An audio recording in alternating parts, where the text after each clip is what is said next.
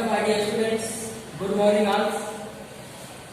इसके पहले हमने मुद्रा के बारे में पढ़ा था, विनिमय प्रथा के बारे में पढ़ा था, उसकी मर्यादाएं पढ़ी थी।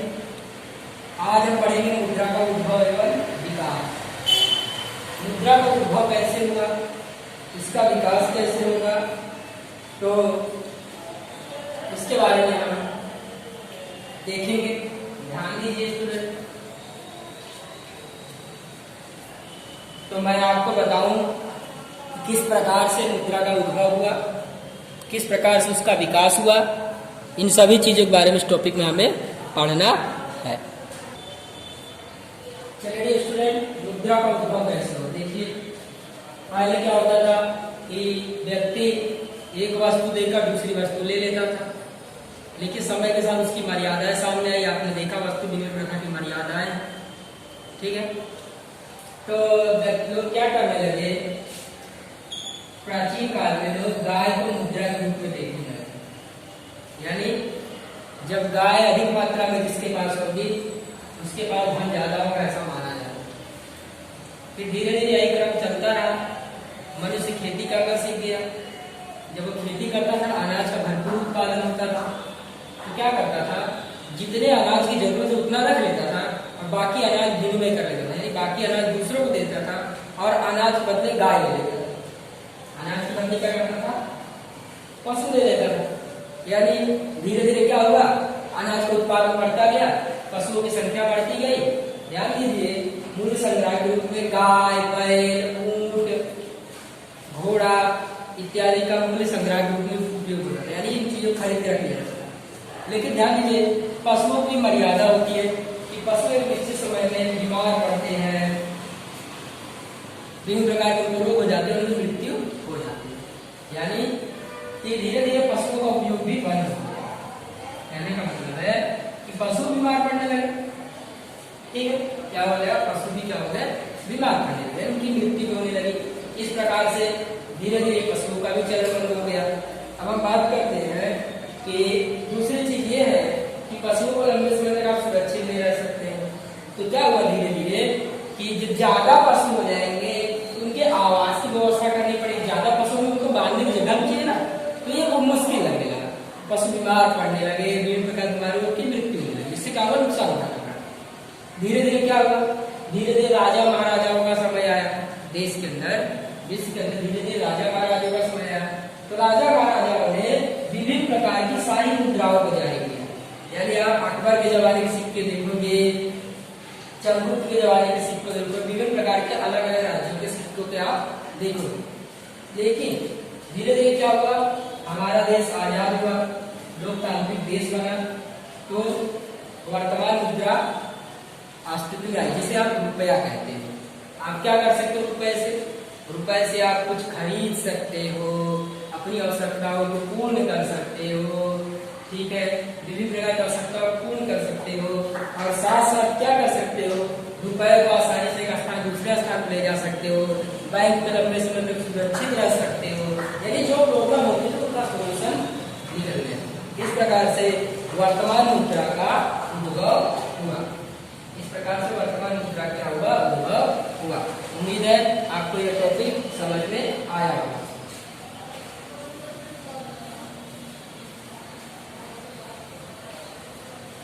चलिए अब हम आगे देखते हैं मुद्रा का अर्थ एवं कार्य।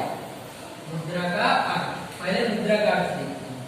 देखिए, मार्शल एक अर्थशास्त्री है, वो कहता है जो सर्वमान्य हो, जो सर्वमान्य हो और बिना किसी जांच पड़ताल के, बिना किसी संशय के जो सर्वस्वीकृत हो, ऐसी वस्तु जो बिना किसी जांच पड़ताल के या संशय के किसी दूसरी वस्तु के द्वारा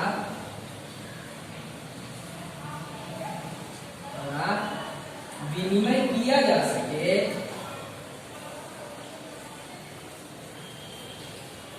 वह मुद्रा।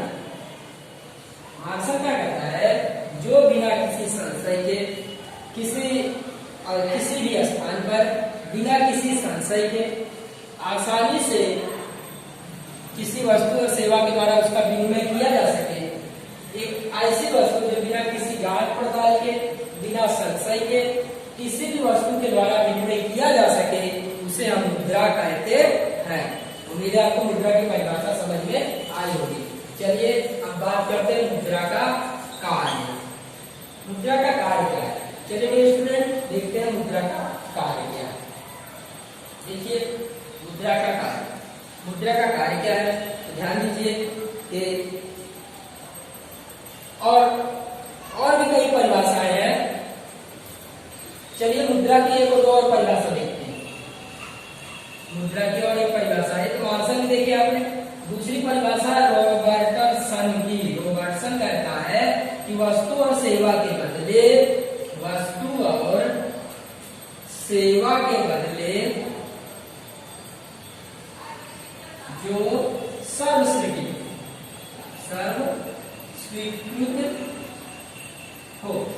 सर्वस्वीकृत हो मुद्रा।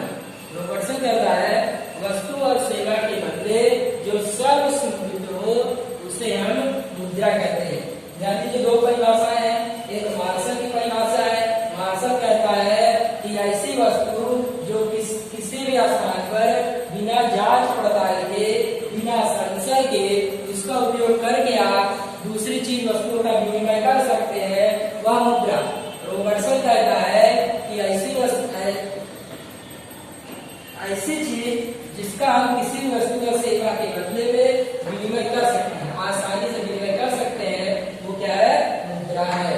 चलिए अब हम बात करते हैं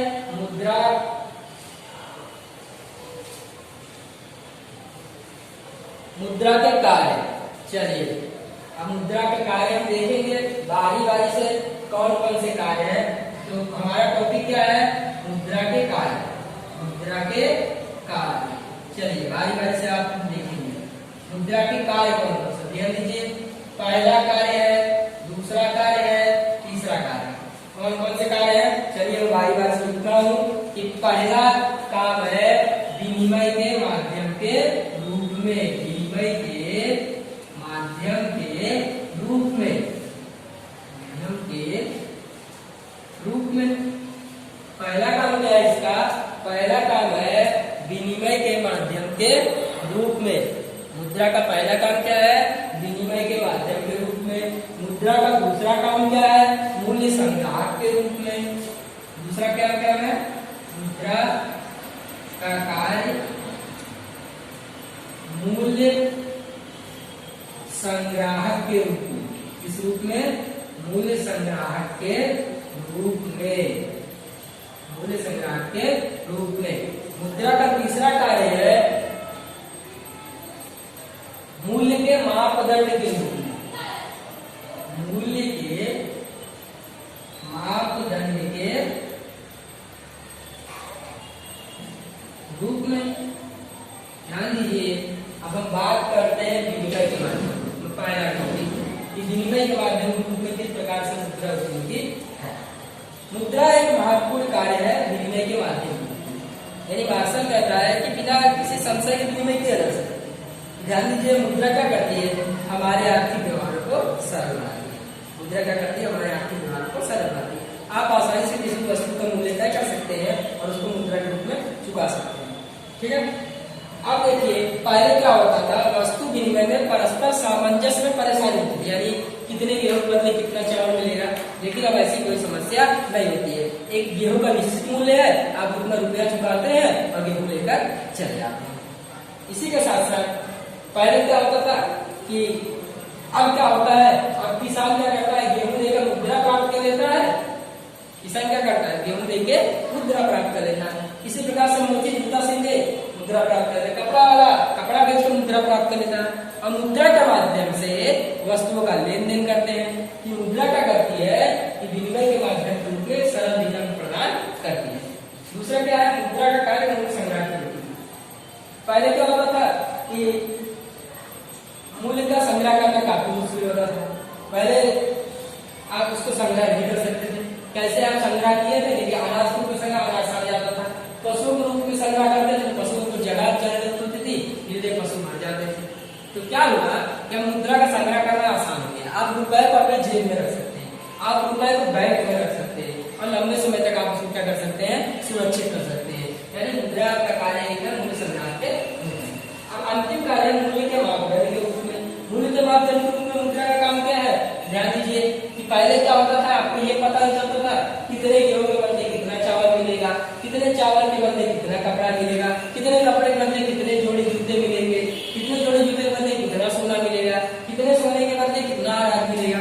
तो क्या होगा, तुलना करना मुश्किल होता है। लेकिन जब से मुद्रा आ गई है, सबका निश्चित मूल्य हो गया है। अब होता क्या है, आप जितने रुपए का जो सामान है आप उतना मूल्य चुकाते हैं और वस्तु को अपने घर पर लेकर चले जाते हैं। यानी मुद्रा के तीन कार्य कौन से हैं, विनिमय के माध्यम के रूप में, मुद्रा का कार्य मूल्य कार्य के रूप में, मूल्य के मापदंड के रूप में। इन तीन तरीके से मुद्रा का कार्य होता है।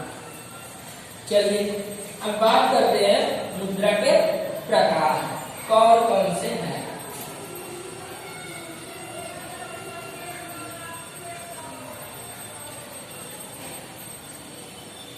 मुद्रा के प्रकार कौन कौन से हैं। आप हमारा ये टॉपिक देखते हैं, मुद्रा के प्रकार कौन कौन से हैं। चलिए देखिए, मुद्रा के प्रकार में आप होता क्या है कि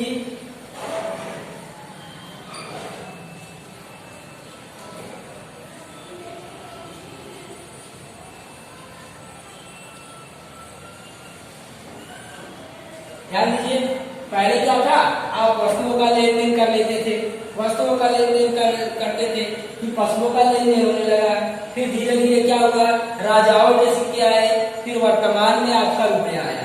आप क्या करते हैं, रुपए को बैंक में जमा करते हैं। इसके अलावा आपके पास क्रेडिट कार्ड आया, डेबिट कार्ड आया। इस प्रकार से क्या हुआ, मुद्रा का विकास हुआ। लेकिन इसके अलावा मुद्रा के कई प्रकार हैं। तो देखिए, पहला है वस्तु मुद्रा।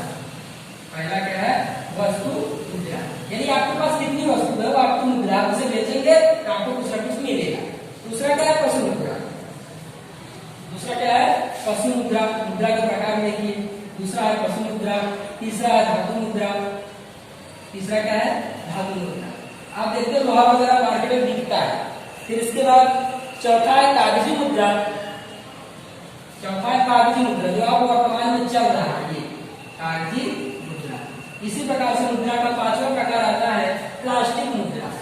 प्लास्टिक मुद्रा, प्लास्टिक मुद्रा जो आप एटीएम कार्ड है, डेबिट कार्ड है, क्रेडिट कार्ड जो आप कहें वो क्या है, प्लास्टिक मुद्रा है। इसी प्रकार से एक होती है बैंक मुद्रा। क्या होती है, बैंक मुद्रा। इसे आप अदृश्य मनी कहते हैं। ये आपको दिखाई नहीं देता, लेकिन जरूरत पड़ने पर आपको ये मिलता है। अदृश्य मनी किसे कहते हैं, तो अदृश्य मनी बैंक मुद्रा को कहते हैं। तो देखिए, मुद्रा के प्रकार कौन कौन से हैं, वस्तु मुद्रा, पशु मुद्रा, धातु मुद्रा, कागजी मुद्रा, प्लास्टिक मुद्रा और बैंक मुद्रा। अब प्लास्टिक मुद्रा को मैंने बता दिया, एटीएम का, डेबिट कार्ड जो भी है क्या है, आपका प्लास्टिक मुद्रा में उसका समावेश होता है। इसी के साथ साथ आपने ये 6 प्रकार मुद्रा के पढ़े। अब हम बात करते हैं मुद्रा स्फीति क्या है।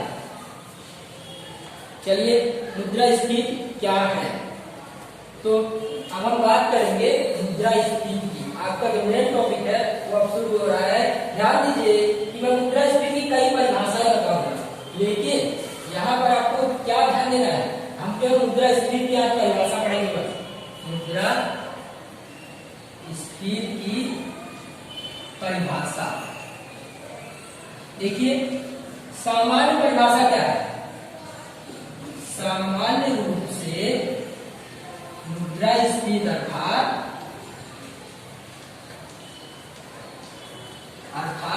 भाव वृद्धि। भाव वृद्धि यानी लगातार चीज वस्तुओं के दाम में वृद्धि हो, उसे हम कह सकते हैं मुद्रा स्फीति। मुद्रा स्फीति क्या है, ये क्या है, आर्थिक घटना है। मुद्रा स्फीति क्या है, आर्थिक समस्या है। मुद्रा स्फीति क्या है, आर्थिक समस्या है। आर्थिक समस्या और मौखिक घटना है, यानी ये अचानक होती है। क्या होता है इस मुद्रा स्फीति में, लगातार चीज वस्तु के दाम बढ़ते रहते हैं, इतने बढ़ते हैं कि लोगों को खरीदने की क्षमता घट जाती है। तो क्या होता है इसमें, लगातार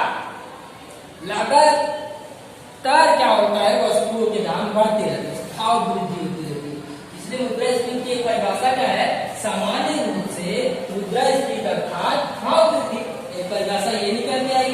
इसी के साथ साथ ये क्या है, एक आर्थिक समस्या। आर्थिक समस्या कैसे, लोगों को चीजें महंगी मिलती है, जाहिर सी बात है, महंगाई ज्यादा बढ़ती है।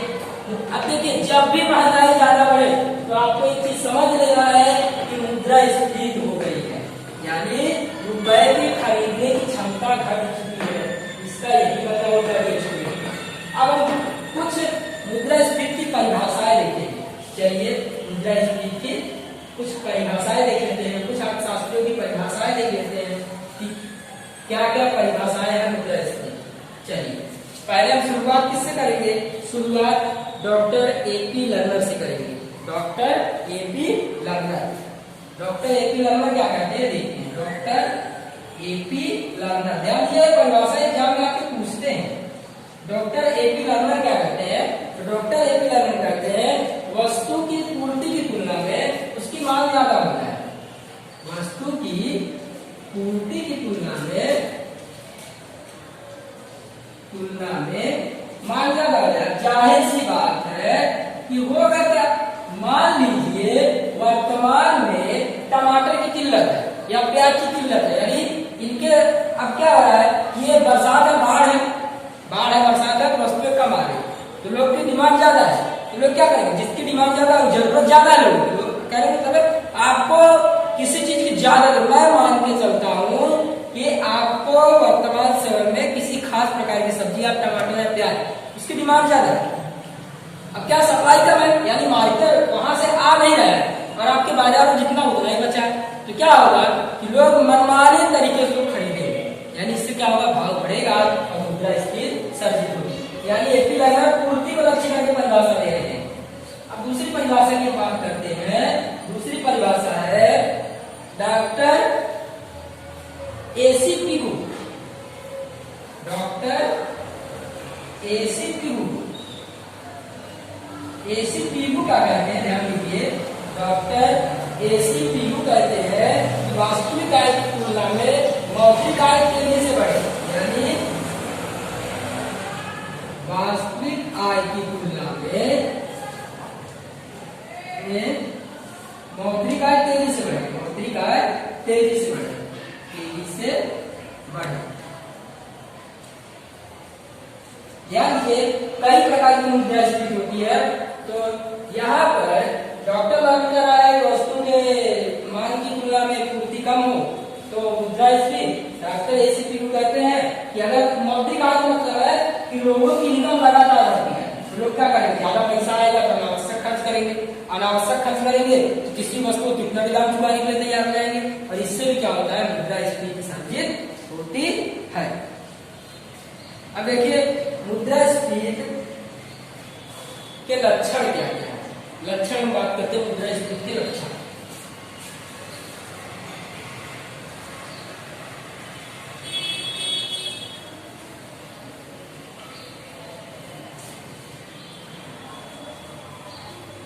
मुद्रास्फीति परिभाषा हो गई है स्टूडेंट। अब हम देखेंगे मुद्रास्फीति का लक्षण क्या है। ठीक है, क्या देखेंगे, मुद्रास्फीति के लक्षण। तो मुद्रास्फीति के लक्षण हम कल देखेंगे। आज के लिए इतना ही। Thank you very